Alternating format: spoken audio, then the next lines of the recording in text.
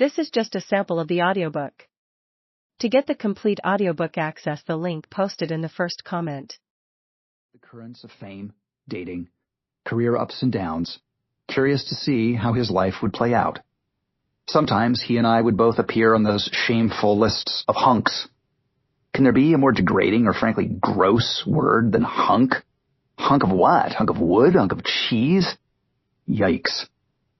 There may have even been a girl or two whom we both coveted, but that was the extent of my contact with him.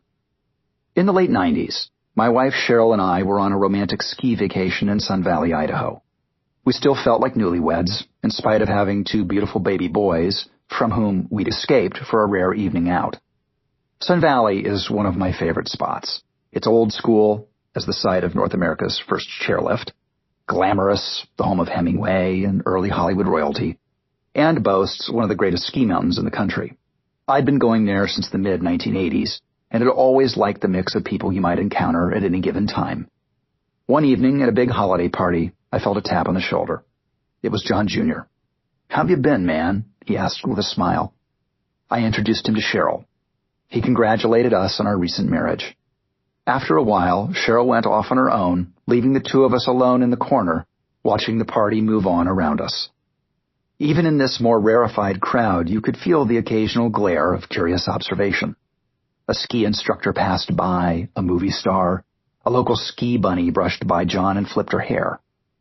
"How do you do it?" he asked, so low against the buzz of the party that I couldn't quite hear. "I'm sorry? How do you do it?" he repeated. "I mean, how did you settle down? You, of all people." I looked at him and he was smiling, almost laughing, as if covering something else, some other emotion I couldn't quite discern. At first I thought he might be gently poking fun at me. Up until my marriage, my life had been publicly marked by a fair number of romances, some covered with great interest in the papers. But I saw that his question was real, and that he seemed to be grappling with some sort of puzzle he could not solve. I realized he was looking across the room to a willowy blonde. She had fantastic blue eyes, the kind of beauty and magnetism that was usually reserved for film stars. She was standing next to my wife, Cheryl, also a blue-eyed blonde, with a beauty and presence that made her seem as if a spotlight and wind machine were constantly trained on her. I put two and two together.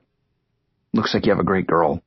And that's half the battle right there. She's obviously amazing, and if she's your best friend, marry her. You can do it. Don't let anyone tell you can't, that you're not ready or not capable. Come on in, man. The water's warm. I'm here to tell you it is. If she's your friend, in addition to all the other stuff, pull the trigger. Don't let her get away.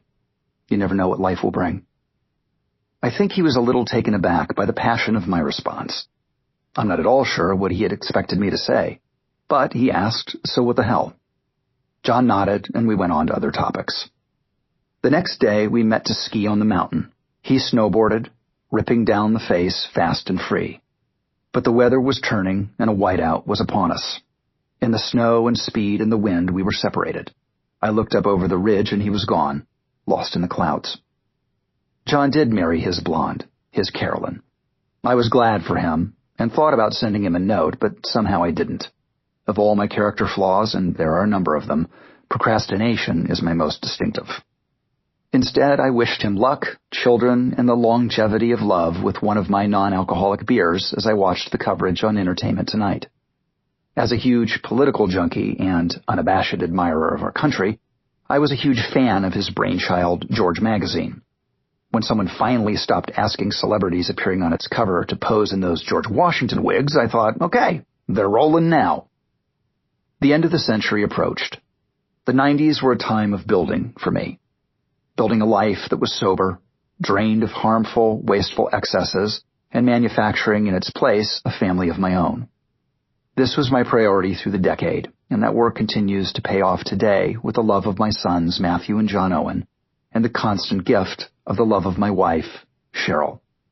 Where the 80s had been about building a career, the 90s ended with my having built a life. By the end of the decade, my career was very much in flux, just as it had been at the end of the previous one.